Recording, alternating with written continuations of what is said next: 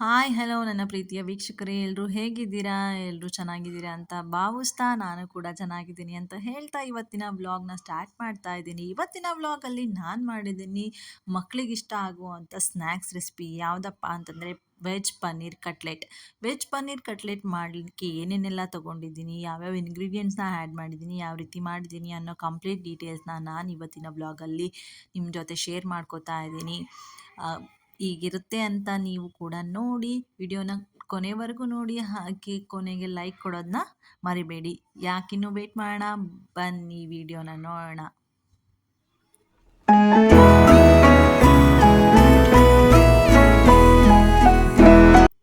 ಮೊದಲಿಗೆ ನಾನಿಲ್ಲಿ ತೊಗೊಂಡಿದ್ದೀನಿ ಆಲೂಗಡ್ಡೆ ಮತ್ತು ಕ್ಯಾರೆಟ್. ಅದು ಸಿಪ್ಪೆ ಎಲ್ಲ ನೀಟಾಗಿ ಎರ್ಕೊಂಬಿಟ್ಟು ನಾನಿಲ್ಲಿ ಕೊಬ್ಬರಿ ತುರಿಯೋದ್ರಲ್ಲಿ ನೀಟಾಗಿ ಆಲೂಗಡ್ಡೆ ಮತ್ತು ಕ್ಯಾರೆಟ್ನ ತುರ್ಕೋತಾ ಇದ್ದೀನಿ. ಉದ್ದುದ್ದಕ್ಕೆ ನೀಟಾಗಿ ಬೀಳುತ್ತೆ ಅದು. ಸೊ ಆ ರೀತಿಯಾಗಿ ನಾನಿಲ್ಲಿ ತುರ್ಕೋತಾ ಇದ್ದೀನಿ ಆಲೂಗಡ್ಡೆ ಮತ್ತು ಕ್ಯಾರೆಟ್ನ. ಆಲೂಗಡ್ಡೆ ತುರ್ಕೊಂಡ ನಂತರ ಇದನ್ನು ಸ್ವಲ್ಪ ಹೊತ್ತು ನೀರಲ್ಲಿ ನೆನೆಹಾಕ್ಕೋತೀನಿ. ಅದರಲ್ಲಿರೋವಂಥ ಸ್ಟಾರ್ಚ್ ಅಂಶ ಎಲ್ಲ ಬಿಟ್ಕೊಳ್ಳೋ ಥರ ಒಂದು ಸ್ವಲ್ಪ ಹೊತ್ತು ನೀರಲ್ಲಿ ಹಾಕ್ಕೋಬೇಕು. ಸೊ ಈ ರೀತಿಯಾಗಿ ನಾನು ತುರ್ಕೊಂಡು ತೆಗೆದಿಟ್ಕೊಂಡೆ. ಇದೇ ರೀತಿ ಕ್ಯಾರೆಟ್ನು ಕೂಡ ತುರ್ಕೋತಾ ಇದ್ದೀನಿ. ಹಾಗೆ ಇನ್ನೂ ಯಾರೆಲ್ಲ ನನ್ನ ಚಾನಲ್ಗೆ ಸಬ್ಸ್ಕ್ರೈಬ್ ಆಗಿಲ್ಲ, ಸಬ್ಸ್ಕ್ರೈಬ್ ಆಗಿ ಪಕ್ಕದಲ್ಲೇ ಇರೋ ಬೆಲ್ ಐಕನ್ನ ಕ್ಲಿಕ್ ಮಾಡಿದ್ರಿ ನಿಮಗೆ ನಾನು ಹಾಕೋ ವೀಡಿಯೋಸ್ದು ನೋಟಿಫಿಕೇಷನ್ ಬರುತ್ತೆ. ನೀವು ಆಗ ವೀಡಿಯೋಸ್ನ ನೋಡ್ಬೋದು. ನಾನಿಲ್ಲಿ ತೊಗೊಂಡಿದ್ದೀನಿ ಪನ್ನೀರನ್ನ ನಾನಿಲ್ಲಿ 25 ಗ್ರಾಮಷ್ಟು ಪನ್ನೀರನ್ನ ತೊಗೊಂಡ್ಬಿಟ್ಟು ಇದನ್ನು ಕೂಡ ಈ ರೀತಿಯಾಗಿ ತುರ್ಕೋತಾ ಇದ್ದೀನಿ. ಇದಿಷ್ಟು ತುರಿದಾದ ನಂತರ ಫಸ್ಟು ನಾನಿಲ್ಲಿ ಒಗ್ಗರಣೆದೊಂದು ಮಸಾಲನ ಮಾಡ್ಕೋತೀನಿ. ಮಸಾಲೆ ಮಾಡ್ಕೊಳ್ಳೋದಕ್ಕೆ ನಾನಿಲ್ಲಿ ತೊಗೊಂಡಿರೋದು ಈರುಳ್ಳಿ, ಬೆಳ್ಳುಳ್ಳಿ, ಶುಂಠಿ ಪೇಸ್ಟು, ಕ್ಯಾರೆಟು, ಆಲೂಗಡ್ಡೆ, ಪನ್ನೀರು ಜೊತೆಗೆ ಬ್ರೆಡ್ ಕ್ರಮ್ಸ್ ಕೂಡ ತೊಗೊಂಡಿದ್ದೀನಿ ಒಂದು ಬೌಲಷ್ಟು. ಸೊ ಈ ರೀತಿ ಪನ್ನೀರನ್ನು ಕೂಡ ತೊಗೊಂಡಿದ್ದೀನಿ. ಇದಾದ ನಂತರ ಒಂದು ಪ್ಯಾನ್ನ ಇಟ್ಕೊಂಡ್ಬಿಟ್ಟು ಇದಕ್ಕೆ ನಾನಿಲ್ಲಿ ಒಗ್ಗರಣೆ ಮಾಡ್ಕೊಳ್ಳೋದಕ್ಕೆ ಎಣ್ಣೆನ ಬಿಟ್ಕೋತಾ ಇದ್ದೀನಿ. 2ರಿಂದ 3 ಚಮಚದಷ್ಟು ನಾನಿಲ್ಲಿ ಎಣ್ಣೆನ ಹಾಕೋತಾ ಇದ್ದೀನಿ. ಎಣ್ಣೆ ಕಾದ ನಂತರ ಇದಕ್ಕೆ ಜೀರಿಗೆನ ಹಾಕಿ ಸಿಡಿಸ್ಕೋತಾ ಇದ್ದೀನಿ. ಜೀರಿಗೆ ಸಿಡಿದ ನಂತರ ಇದಕ್ಕೆ ನಾನು ಕಟ್ ಮಾಡಿ ಇಟ್ಕೊಂಡಿರೋ ಈರುಳ್ಳಿನ ಹಾಕೋತೀನಿ.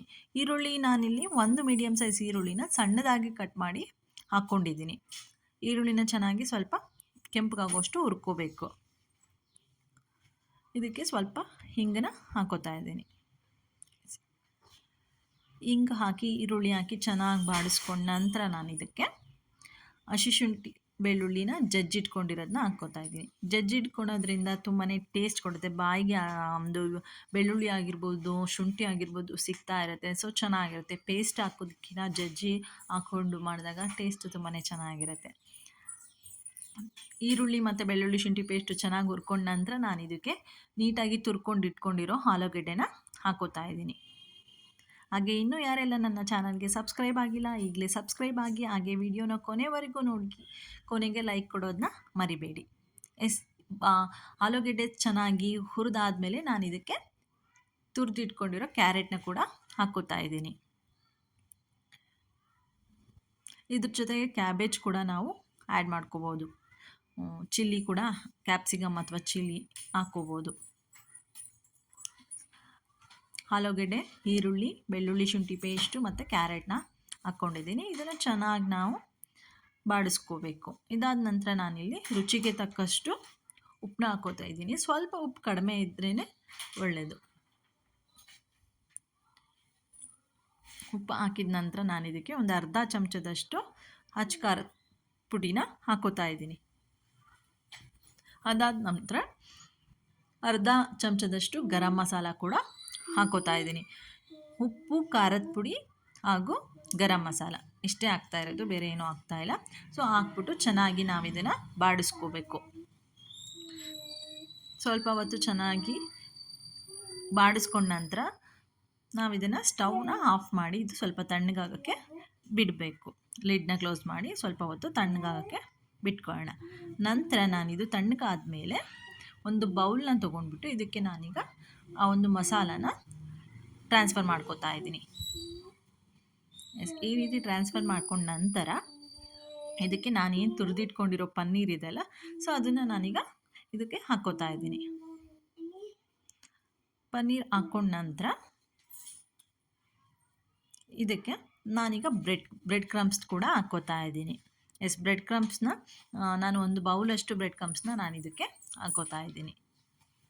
ಬ್ರೆಡ್ ಕ್ರಮ್ಸ್ ಹಾಕೋದ್ರಿಂದ ಬೈಂಡಿಂಗ್ ಆಗಿರ್ಬೋದು, ಕ್ರಿಸ್ಪಿನೆಸ್ ಆಗಿರ್ಬೋದು ಬರುತ್ತೆ ಅನ್ನೋ ಕಾರಣಕ್ಕೋಸ್ಕರ ನಾನಿಲ್ಲಿ ಬ್ರೆಡ್ ಕ್ರಮ್ಸ್ನ ಆ್ಯಡ್ ಮಾಡ್ಕೊಂಡಿದ್ದೀನಿ. ಆ್ಯಂಡ್ ಕೊತ್ತಂಬರಿ ಸೊಪ್ಪನ್ನ ಸಣ್ಣದಾಗಿ ಹೆಚ್ಚಿಟ್ಕೊಂಡಿದ್ದೀನಿ.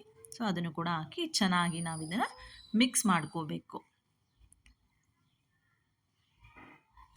ಈ ರೀತಿಯಾಗಿ ನಾವು ಚೆನ್ನಾಗಿ ಮಿಕ್ಸ್ ಮಾಡ್ಕೊಳ್ಳೋಣ. ಹಾಗೆ ಇನ್ನು ಯಾವೆಲ್ಲ ಒಂದು ರೆಸಿಪೀಸ್ನ ನೀವು ನೋಡಲಿಕ್ಕೆ ಇಷ್ಟಪಡ್ತೀರಾ ಅನ್ನೋದನ್ನು ನನಗೆ ಕಮೆಂಟ್ ಬಾಕ್ಸಲ್ಲಿ ತಿಳಿಸಿ. ಸೊ ನಾ ಒಂದು ರೆಸಿಪಿನ ಮಾಡಲಿಕ್ಕೆ ಟ್ರೈ ಕೂಡ ಮಾಡ್ತೀನಿ. ಈ ರೀತಿಯಾಗಿ ಸ್ವಲ್ಪ ಉಂಡೆನ ನಾವು ತೊಗೋಬೇಕು. ಮೀಡಿಯಮ್ ಸೈಜು, ನಮಗೆ ಯಾವ ಸೈಜಲ್ಲಿ ಬೇಕೋ, ದೊಡ್ಡದು ಬೇಕೋ ಚಿಕ್ಕದು ಬೇಕೋ ಆ ಸೈಜ್ನ ನೋಡ್ಕೊಂಡ್ಬಿಟ್ಟು ನಾವು ಈ ರೀತಿಯಾಗಿ ಉಂಡೆ ಮಾಡ್ಕೊಂಡ್ಬಿಟ್ಟು ನಾವು ಇದೇ ರೀತಿಯಾಗೂ ನಾವು ಮಾಡ್ಕೋಬೋದು, ಅಥವಾ ಈ ರೀತಿಯಾಗಿ ರೌಂಡ್ ಶೇಪಲ್ಲಿ ಫ್ಲ್ಯಾಟಾಗೂ ಕೂಡ ನಾವು ಈ ಒಂದು ಕಟ್ಲೆಟ್ನ ಮಾಡ್ಕೋಬಹುದು. ಆಲ್ಮೋಸ್ಟ್ ಕಟ್ಲೆಟ್ ಮಾಡೋದು ಈ ಒಂದು ಫ್ಲ್ಯಾಟ್ಸ್ ರೀತಿಯಾಗಿ ನಾವು ಮಾಡ್ಕೊಳ್ಳೋದು. ಸೊ ಅದಕ್ಕೋಸ್ಕರ ನಾನು ಅದೇ ರೀತಿಯಾಗಿ ಮಾಡ್ತಾಯಿದ್ದೀನಿ. ಈ ರೀತಿಯಾಗಿ ಉಂಡೆಗಳನ್ನ ಕಟ್ಬಿಟ್ಟು ನೀಟಾಗಿ ಫ್ಲ್ಯಾಟ್ ಶೇಪು ಮಾಡ್ಕೋತಾ ಇದ್ದೀನಿ. ಇದನ್ನೆಲ್ಲ ನಾನೀಗ ಒಂದು ಪ್ಲೇಟಲ್ಲಿ ನೀಟಾಗಿ ಎತ್ತಿಟ್ಕೊಂಡಿದ್ದೀನಿ. ಈ ರೀತಿ ಕಾಣ್ತಾ ಇದೆ. ಇದಕ್ಕೆ ನಾನಿವಾಗ ಒಂದು ಬೈಂಡಿಂಗ್ನ ಕೊಡಬೇಕು ನೀಟಾಗಿ. ಸೊ ಅದಕ್ಕೋಸ್ಕರ ನಾನಿಲ್ಲಿ ಏನು ಮಾಡ್ತಿದ್ದೀನಿ ಅಂದರೆ, ಒಂದು ಬೌಲಲ್ಲಿ 2 ಚಮಚದಷ್ಟು ಕಾರ್ನ್ಫ್ಲೋರ್ನ ತೊಗೋತಾ ಇದ್ದೀನಿ. ಸೊ ಈಗ ಆಲ್ಮೋಸ್ಟ್ ಎಲ್ಲರ ಮನೆಯಲ್ಲೂ ಕಾರ್ನ್ಫ್ಲೋರ್ ಯೂಸ್ನ ಮಾಡ್ತಾ ಇರ್ತಾರೆ. ಸೊ ಇದನ್ನು ನಾನೀಗ ತೊಗೊಂಡಿದ್ದೀನಿ. ಇದಕ್ಕೆ ಸ್ವಲ್ಪ ನೀರು ಹಾಕಿ ಒಂದು ಬ್ಯಾಟರ್ನ ರೆಡಿ ಮಾಡ್ಕೊಂಡಿದ್ದೀನಿ. ಈ ರೀತಿ ಚೆನ್ನಾಗಿ ಮಿಕ್ಸ್ ಮಾಡಿಕೊಂಡು ಒಂದು ಪ್ಲೇಟಲ್ಲಿ ಹಾಕ್ಕೊಂಡ್ಬಿಟ್ಟು ಇಟ್ಕೊಂಡಿದ್ದೀನಿ. ಇದ್ರ ಜೊತೆಗೆ ನಾನಿಲ್ಲಿ ಬೈಂಡಿಂಗಿಗೆ ಬ್ರೆಡ್ ಕ್ರಮ್ಸ್ ಕೂಡ ತೊಗೊಂಡಿದ್ದೀನಿ.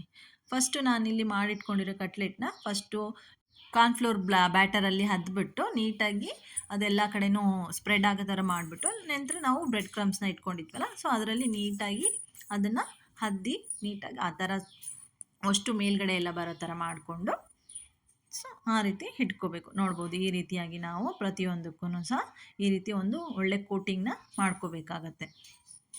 ಸೊ ಇದನ್ನು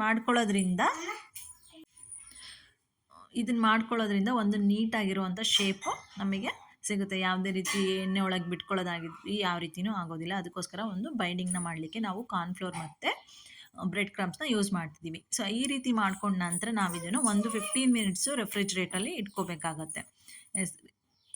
ಈ ರೀತಿಯಾಗಿ ನಮಗೆ ಎಷ್ಟು ಬ್ಯೂಟಿಫುಲ್ಲಾಗಿ ಕಾಣಿಸ್ತಾ ಇದೆ ನೋಡಿ, ಈ ರೀತಿಯಾಗಿ ಬರುತ್ತೆ. ಇದನ್ನು ನಾವು ಒಂದು 15 ಮಿನಿಟ್ಸ್ ಅಷ್ಟು ರೆಫ್ರಿಜರೇಟ್ರಲ್ಲಿ ಇಟ್ಕೊಳ್ಳೋಣ, ಫ್ರಿಡ್ಜಲ್ಲಿ ಇಟ್ಕೊಳ್ಳೋಣ. ನಾನು ಫ್ರಿಡ್ಜಲ್ಲಿ ಇಟ್ಟು ಒಂದು 15 ಮಿನಿಟ್ಸು ಹೊರಗಡೆ ತೆಗೆದಿಟ್ಟಿದ್ದೀನಿ. ಇದನ್ನು ನಾನು ಈಗ ಡೀಪ್ ಫ್ರೈ ಮಾಡ್ಕೊಳ್ಳೋದಕ್ಕೆ ಒಂದು ಪ್ಯಾನ್ನ ಇಟ್ಕೊಂಡ್ಬಿಟ್ಟು ಇದಕ್ಕೆ ನಾವು ಡೀಪ್ ಫ್ರೈ ಮಾಡೋದಕ್ಕೆ ಎಷ್ಟು ಎಣ್ಣೆ ಬೇಕೋ ಸೊ ಅಷ್ಟು ನಾನಿಲ್ಲಿ ಹಾಕ್ಕೋತಾ ಇದ್ದೀನಿ. ಎಣ್ಣೆನ ಹಾಕ್ಕೊಂಡ್ಬಿಟ್ಟು ಅದು ಚೆನ್ನಾಗಿ ಕಾಯಬೇಕು. ಸೊ ಕಾದ ನಂತರ ನಾವು ಇದನ್ನು ಮೀಡಿಯಮ್ ಫ್ಲೇಮಲ್ಲಿ ಇಟ್ಕೊಂಡು ನೀಟಾಗಿ ಫ್ರೈ ಮಾಡ್ಕೋಬೇಕು. ಈ ರೀತಿಯಾಗಿ ನಾವು ಒಂದೊಂದನ್ನೇ ಹಾಕ್ಕೊಂಡ್ಬಿಟ್ಟು ನೀಟಾಗಿ ಫ್ರೈ ಮಾಡ್ಕೊಳ್ಳೋಣ.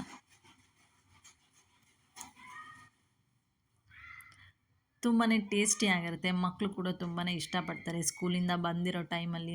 ಸೊ ಅವ್ರಿಗೇನಾದ್ರು ತಿನ್ನಲಿಕ್ಕೆ ಬೇಕು ಅಂತ ಕೇಳ್ತಾನೆ ಇರ್ತಾರಲ್ಲ, ಸೊ ಆ ಟೈಮಲ್ಲಿ ನೀವು ಇದು ಮಾಡಿಕೊಟ್ರೆ ತುಂಬ ಖುಷಿನೂ ಪಡ್ತಾರೆ ಆ್ಯಂಡ್ ಎಂಜಾಯ್ ಮಾಡ್ಕೊಂಡು ತಿಂತಾರೆ. 2 ತಿನ್ನೋ ಜಾಗದಲ್ಲಿ 3 ಕೂಡ ತಿಂತಾರೆ. ಸೊ ತುಂಬ ಟೇಸ್ಟಿಯಾಗಿರುತ್ತೆ. ಖಂಡಿತ ಮನೇಲಿ ಟ್ರೈ ಮಾಡಿ ಹೇಗೆ ಬಂತು ಅನ್ನೋದನ್ನು ನನಗೆ ಕಮೆಂಟ್ ಮುಖಾಂತರ ತಿಳಿಸಿ. ಇದನ್ನು ನಾವೀಗ ಒಂದು 3 ಮಿನಿಟ್ಸು ಒಂದು ಸೈಡ್, ಒಂದು 3 ಮಿನಿಟ್ಸು ಒಂದು ಸೈಡ್, ಒಂದು 3 ಮಿನಿಟ್ಸು ಈ ರೀತಿಯಾಗಿ ನಾವು ಬೇಯಿಸ್ಕೋಬೇಕು. ಈ ರೀತಿಯಾಗಿ ನೀಟಾಗಿ ಅವೇನೋ ಅಂಟದೆ ನೀಟಾಗಿ ಬರುತ್ತೆ. ಸೊ ನಾನು ಇಲ್ಲಿ ಡೀಪ್ ಫ್ರೈ ಮಾಡಿದ್ದೀನಿ. ಸೊ ತುಂಬಾ ಕ್ರಿಸ್ಪಿನೆಸ್ ಇರುತ್ತೆ. ನಾವು ಬ್ರೆಡ್ ಕ್ರಮ್ಸ್ ಆ್ಯಡ್ ಮಾಡಿರೋದ್ರಿಂದ ಸೊ ತುಂಬ ಕ್ರಿಸ್ಪಿಯಾಗಿ ಚೆನ್ನಾಗಿ ಕೂಡ ಇರುತ್ತೆ. ಸೊ ಡೈಲಿ ನಾವು ರೆಗ್ಯುಲರಾಗಿ ಬೋಂಡ ಎಲ್ಲ ತಿನ್ನೋದ್ರ ಬದಲು ಈ ರೀತಿ ಖಂಡಿತ ನೀವು ಕೂಡ ಮನೇಲಿ ಟ್ರೈ ಮಾಡಿ ಹೇಗೆ ಬಂತು ಅಂತ ನನಗೆ ಕಮೆಂಟಲ್ಲಿ ತಿಳಿಸೋದು ಮರಿಬೇಡ್ರಿ. ಆ್ಯಂಡ್ ಇದಾಗಿತ್ತು ಇವತ್ತಿನ ವ್ಲಾಗ್. ಐ ಥಿಂಕ್ ಈ ವಿಡಿಯೋ ನಿಮಗೆಲ್ಲ ಇಷ್ಟ ಆಗಿದೆ ಅಂತ ಭಾವಿಸ್ತಾ ಇವತ್ತಿನ ವಿಡಿಯೋನ ನಾನು ಇಲ್ಲಿಗೆ ಎಂಡ್ ಮಾಡ್ತಾ ಇದ್ದೀನಿ. ಆ್ಯಂಡ್ ಇನ್ನೂ ಒಂದು ಒಳ್ಳೆ ರೆಸಿಪಿ ಜೊತೆ ನಾನು ನಿಮ್ಮನ್ನು ನೆಕ್ಸ್ಟ್ ವ್ಲಾಗಲ್ಲಿ ಮೀಟ್ ಮಾಡ್ತೀನಿ. ಅಲ್ಲಿವರೆಗೂ keep watching Yashoda Keshav YouTube channel ಅಂತ ಹೇಳ್ತಾ ಲೈಕ್ ಕೊಡೋದನ್ನ ಮರಿಬೇಡಿ, ಹಾಗೆ ಸಬ್ಸ್ಕ್ರೈಬ್ ಮಾಡೋದನ್ನ ಮರಿಬೇಡಿ ಅಂತ ಹೇಳ್ತಿದ್ದೀನಿ. ಎಲ್ರಿಗೂ ಬಾಯ್ ಬಾಯ್.